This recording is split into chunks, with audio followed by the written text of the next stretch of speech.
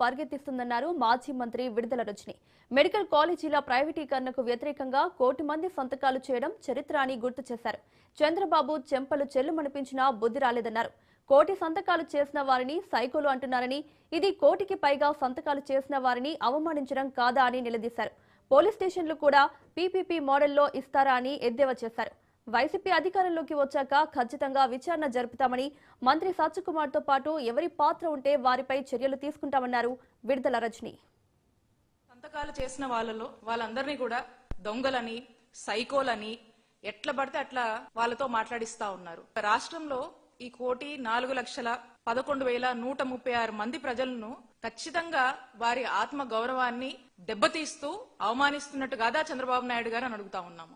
ప్రజలంటే మీకు భయం గాని వారి పట్ల కన్సర్న్ ఏమాత్రం కూడా లేదని చెప్పేసి మాకు స్పష్టంగా అర్థమైంది. అలాగే మీరు మాట్లాడిస్తున్నటువంటి తీరు, మీరు ఏ విధంగా వైఎస్ఆర్ కాంగ్రెస్ పార్టీకి మద్దతుగా ఉండి చంద్రబాబు నాయుడు గారు చేస్తున్నటువంటి మెడికల్ కాలేజ్ ప్రైవేటైజేషన్ ని తప్పుపడుతుంటే, మరి మీరు మాత్రము ఏ మాత్రం కూడా బాధ్యత గల ప్రభుత్వంగా వ్యవహరించుకోవడం లేదు.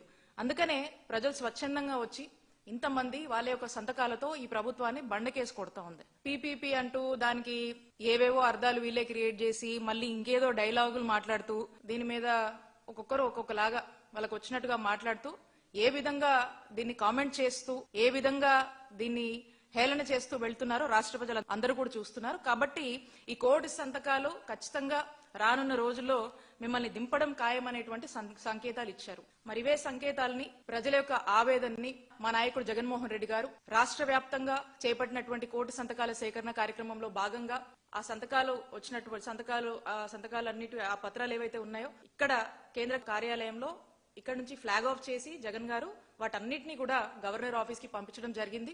ఆ తర్వాత మా నాయకుడు జగన్మోహన్ రెడ్డి గారు ఈ రాష్ట్రంలో రాష్ట్ర ప్రజల యొక్క ఆవేదనని, ఈ మెడికల్ కాలేజ్ ప్రైవేటైజేషన్ ఏదైతే చంద్రబాబు నాయుడు గారు చేస్తున్నారో రాష్ట్ర ప్రజలు తీవ్రంగా దీన్ని వ్యతిరేకిస్తున్నారని, ఇది రాష్ట్ర ప్రజలకు, రాష్ట్ర ప్రజల ఆలోచనకు, రాష్ట్ర ప్రజల ఆరోగ్య భద్రతకు పూర్తిగా వ్యతిరేకంగా చంద్రబాబు నాయుడు గారు ప్రభుత్వం అడుగులు వేస్తుందని, ఆ 10 కాలేజీలను పీపీపీ అని ముసిగేసి ప్రైవేటైజేషన్ అని చెప్పి ఏ విధంగా చంద్రబాబు నాయుడు గారు ఈ కాలేజీలని ప్రైవేటైజేషన్ పేరుతో అమ్ముకుంటున్నారో, ఒక స్కామ్ చేస్తున్నారనేటువంటి విషయాలన్నీ కూడా గవర్నర్ గారితో మా నాయకుడు జగన్మోహన్ రెడ్డి గారు చెప్పడము, అండ్ ఈ కోటి సంతకాల సేకరణ రాష్ట్ర వ్యాప్తంగా 175 నియోజకవర్గాల్లో ఏ విధంగా దీన్ని చేపట్టాము, ప్రజలు స్వచ్ఛందంగా ఎలా వచ్చి ఈ కార్యక్రమంలో భాగమయ్యారు, చంద్రబాబు నాయుడు గారు తీసుకున్నటువంటి మెడికల్ కాలేజ్ ప్రైవేటైజేషన్ నిర్ణయాన్ని తిరస్కరిస్తూ, వ్యతిరేకిస్తూ ఇది ఇంత దుర్మార్గమైనటువంటి నిర్ణయం అని చెప్పి ప్రజలు స్వచ్ఛందంగా వచ్చి సంతకాలు చేసినటువంటి